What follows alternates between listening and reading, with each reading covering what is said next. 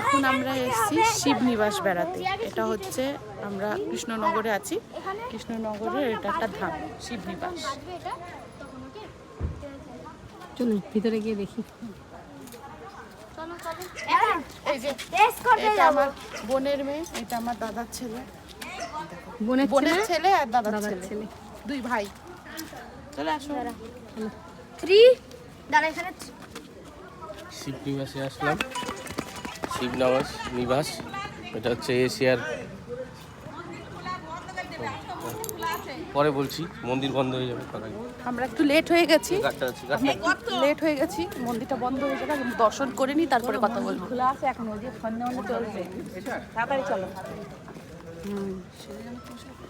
এটাই মানে আসল এটাই জল দিয়েছিলাম আমরা।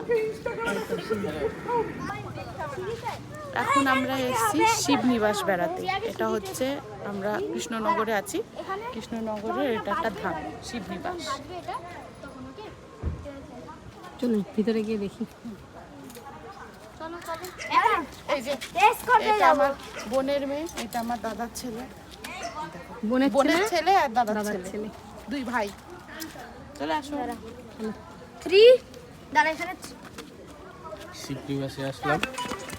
শিবনিবাস নিবাস, এটা হচ্ছে এশিয়ার